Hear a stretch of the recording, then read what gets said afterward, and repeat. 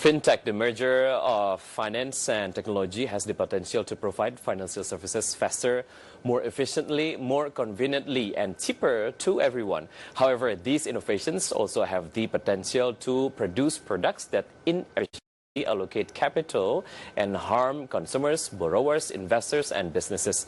So the first slide will be about the number of legal fintech and illegal ones. We're going to see the comparison between the two. We have so far 947 illegal fintechs already banned by Financial Services Authority, and 113 are listed in the legal fintechs by OJK, or Financial Services Authority. Financial Services Authority, or OJK, via its Investment Alert Task Force, has identified 947 illegal fintech companies operating in Indonesia without legal entities, proper business licenses, or registration certificates from OJK. As hundreds of customers have started to deal with the aggressive debt collectors of illegal financial technology lender, relevant organizations like the Financial Services Authority, or OJK, and the Indonesian Fintech Lender Association, or AFPI, are starting to realize the importance of joining forces against these illegal peer-to-peer lenders. But of course, as customers, if we don't want to get trapped in illegal fintech zones, we may take a look in what are actually the traits of illegal fintech. And we're going to see the next data. These are the illegal fintech indicators. You can, differentiate the legal one and then the illegal one. The first one is unclear name of the company. The second one is intimidating debt collectors. The third one is too easy term and conditions, and unusual high rate, and copying clients' data.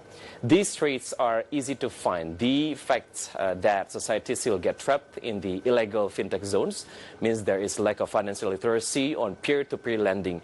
The existence of these illegal fintech practices may provide a negative stigma and can reduce the level of public trust in the fintech industry, which is currently growing rapidly now in Indonesia. Business activities of illegal fintech indicate the violation of regulations, law, and ethics. Even worse, the existence of illegal fintech practices may trigger criminal activities such as money laundering or terrorism funding and misuse of information.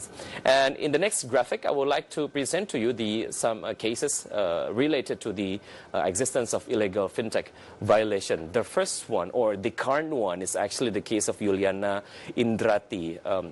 She experiencing, very uncomfortable case towards the illegal fintech. She borrowed 1 million rupiah with loan terms of 7 days, only received 980,000 rupiah after 1 day late. There were terrors and defamations. Illegal fintech make a commercial about her to prostitute oneself. And then the second case, related to the existence of the illegal fintech in Indonesia, is the Zul Fadli's case. Borrowed 500,000 rupiah after days late. There were terrors from debt collectors, amount of debt raising as high rates. He suicided. Those are only two cases among many cases. Even there are people that were asked to sell their kidney to fulfill the debt. From depression to suicide, many harmful things happen when society chose illegal fintech. The large number of illegal fintech companies from and outside Indonesia is mainly caused by the consumptive level of the society. But of course, many reasons why illegal fintech chose Indonesia as the potential market. The next data will show on how Indonesia is very potential in the eyes of the fintech business. The reason, of course, bank population only 48.9%, which is, this was considered as the one of the potential market for the fintech to penetrate the market. And then the good growth of GDP, which is, reaching 5%, borrow from financial institution. The level is only 17.2%. And the fourth one, which is quite significant lately is the internet penetration that reaching 143.2 million people. Small bank population, good growth or GDP. No wonder many fintech wants to penetrate Indonesia market, especially for the illegal ones. That is why viewers, if you are interested on having peer-to-peer lending, you should start to examine which fintech that you want to trust. From the good side, fintech has the potential to provide financial services faster, more efficiently, more conveniently, and cheaper to everyone. Therefore, OJK, as authorized institution in this matter, has disseminated important information to the public.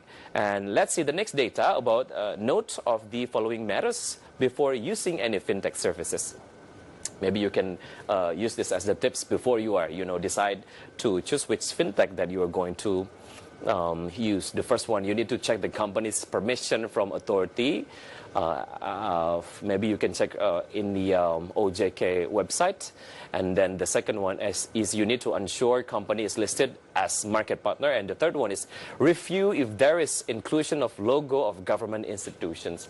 OJK, as the authorized institution in this matter, has disseminated important information into the public. Public should take note of the following matters before using any fintech services. First, as I told you before, ensure that the party offering the investment has the permission from the competent authority in accordance with the business activities carried out. Second is ensure that the party offering investment products has the permission to offer investment product or is listed as market partner. And of course, the last one is ensure that if there is an inclusion of the logo of an agency of government institution in the media, the offer has been made in accordance with the provisions of the legislations. And that's it for today's infographic. And stay tuned on Market Headlines because we'll be right back after the break.